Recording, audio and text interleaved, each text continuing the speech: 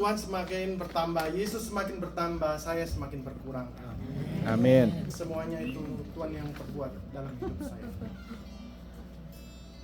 Jadi pagi ini saudara, saya bersyukur mendengar firman Tuhan yang disampaikan bahwa Tuhan Yesus itu sudah mengalahkan maut, saudara. Itu benar, saudara. Itu bukan cuma khotbah saja, saudara. Saya sudah mengalaminya, saudara. Tuhan Yesus mengalahkan maut. Kalau saudara belum mengalami maut, saudara hampir mati, saudara nggak akan bisa bersaksi seperti saya. Hanya Tuhan yang ditinggikan di dalam hidup saya. Amin. Pada waktu kecil, seharusnya saya sudah mati, saudara. Berkali-kali lagi, bukan cuma sekali. Tapi Tuhan itu, jadi judul kesaksian saya pagi ini, Tuhan ada di sana. Gitu. Ini kesaksian saya. Tuhan ada di sana. Pada waktu saya umur 7 tahun, saudara, di Surabaya, siapa yang tinggal di Surabaya, berasal dari Surabaya, saya itu main di sungai, namanya Sungai Berantas, Kalimas, saudara. Seberangnya Sungai Berantas. Jadi waktu itu hujan, saudara. Saya karena masih kecil, saudara, ya, nggak tahu bahwa banjir, sungainya udah meluap, saudara. Saya main-main dengan enak-enaknya di situ, saudara. Ya, dan entah kenapa saya bisa jatuh, entah ada yang dorong atau siapa, saya jatuh, saudara. Sudah 100 meter saya tenggelam, saudara. Harusnya sudah mati. Tapi saudara, di situ ada seorang nelayan, saudara, yang menangkap ikan, saudara. Mau menjeburkan dirinya menolong saya pada waktu tenggelam. Dan ini diungkapkan Tuhan Yesus pagi ini. Kalau Tuhan ada di sana, saudara. Tuhan yang menggerakkan nelayan itu untuk menolong saya, mengangkat saya. Dan saya hidup, saudara. Ya, 100 meter, saudara, kalau nggak ada yang itu sudah mati. Sungainya itu besar, saudara. Itu pertama kali, saudara. Jadi Tuhan Yesus sudah mengalahkan maut di situ bagi hidup saya. Amin. Yang kedua, saudara, sebenarnya saudara bisa perhatikan dalam hidup saudara, kalau Tuhan Yesus itu sebenarnya ada dalam setiap kejadian, setiap hari. Tinggal bagaimana sensitivitas kita terhadap Tuhan. Bagaimana kita merespon Tuhan. Semua kejadian di dalam hidup kita, itu Tuhan ada di sana. Karena Tuhan ada di dalam hidup kita.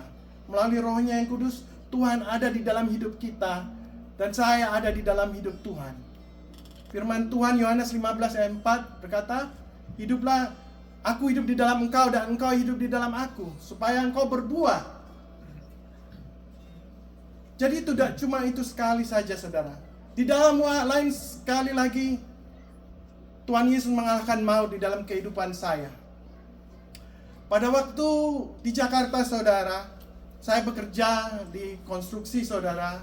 Pada waktu saya mengecek, saudara, pekerjaan buruh, di situ ada namanya lubang elevator shaft, saudara. Elevator shaft itu ini di lantai 19, saudara. Saya lagi ngecek itu, saudara. Saya sebenarnya nggak nyadari bahwa itu ada lubang shaft, saudara. Lubang elevator shaft, saudara. Saya hanya berjalan, saudara-saudara, gini. Ini sudah di pinggir shaft ini, di atas bondek itu, di atas bondek yang belum dicor, saudara. Jadi ini belum dicor, saudara. Jadi masih ada bondek namanya, ya, seng gitulah. Jadi saya berdiri gitu, ini sudah saya injak begini, saudara. Sudah masuk, saudara. Sudah turun. Di situ tuh lubang shaft, elevator shaft ke bawah, saudara.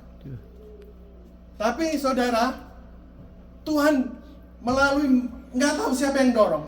Dan saya percaya itu malaikat Tuhan yang mendorong saya ke arah kebalik lagi, saudara. Jadi itu kedua kali, saudara.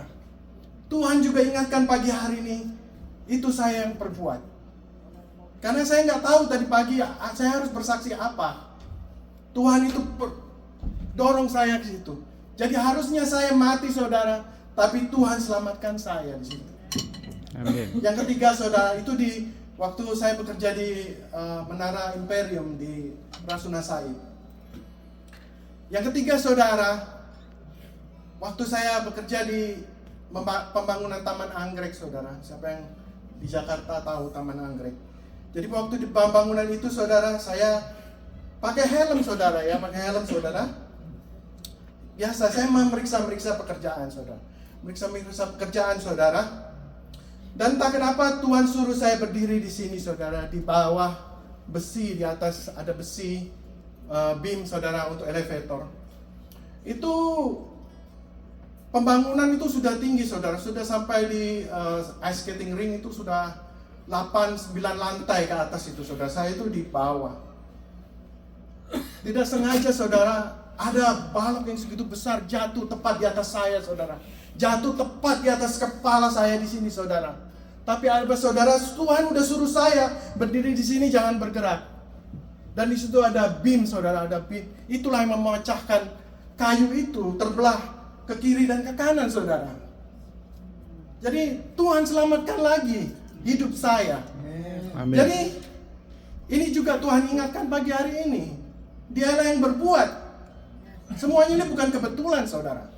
Kalau kita nggak pernah mengalami itu, kita nggak akan susah untuk menyaksikan ini. Tapi Tuhan ingatkan kembali bahwa itu Dia yang perbuat saudara. Jadi banyak hal-hal lagi. Begitu saya bekerja di Anyer saudara, di chemical, di Anyer di pabrik chemical Asahi Mas saudara, pembangunan di sana. Ada 20 orang tukang ini sudah mau mengeroyok saya saudara. Sudah mau mengeroyok saya cuma karena saya berdiri di atas kebenaran. Tapi Tuhan juga ada di sana saudara, menyelamatkan saya dari keroyokan orang. Kenapa? Tiba-tiba ada seorang tentara menarik saya, menolong saya. Jadi saudara, apabila kita berada di dalam Tuhan saudara, dan Tuhan di dalam kita, apapun yang kita perbuat pasti berhasil. Amin. Dan Tuhan itu akan melakukan pekerjaan-pekerjaan yang hebat, karena Dia udah mengalahkan maut. Itu kesaksian saudara-saudara. Jadi apa gunanya ini untuk saudara, kesaksian saya ini?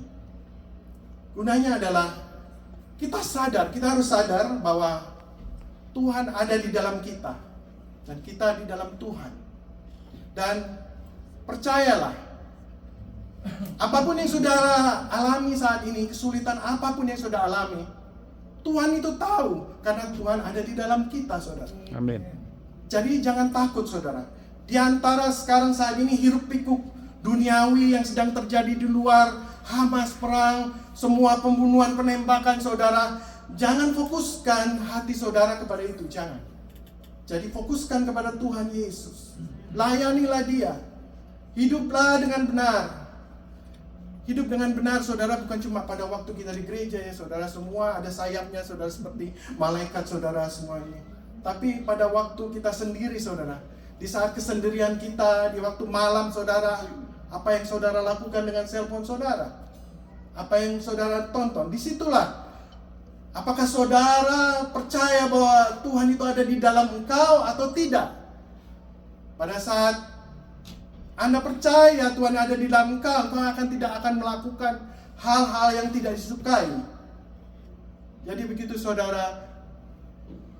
Jadi semoga ini kesaksian ini bermanfaat. Jadi bukan cuma di gereja kita bersukacita menyembah Tuhan, ini kita semua mukanya semua seperti malaikat saudara, tidak saudara. Tapi pada waktu kita kesendirian kita, apakah kita memuji Tuhan, apakah kita menyembah Tuhan, apakah kita berdosa. Kita di sini bersama-sama saudara, melepaskan semua karakter-karakter kita yang jelek, karakter-karakter yang baik. Kita bersama-sama tumbuh di sini saudara. Kita bersyukur atas hambanya Tuhan yang diurapi. Kenapa saudara? 10 tahun saya bergereja dulu di gereja lama, 10 tahun saudara. Nggak 1 tahun pun pendetanya tuh ngucapin saya selamat ulang tahun. Nggak saudara. Di sini saudara, tiap tahun saudara, pendeta saudara ngucapin selamat ulang tahun. Saudara harus bersyukur saudara. Karena manusia itu manusia sosialis saudara.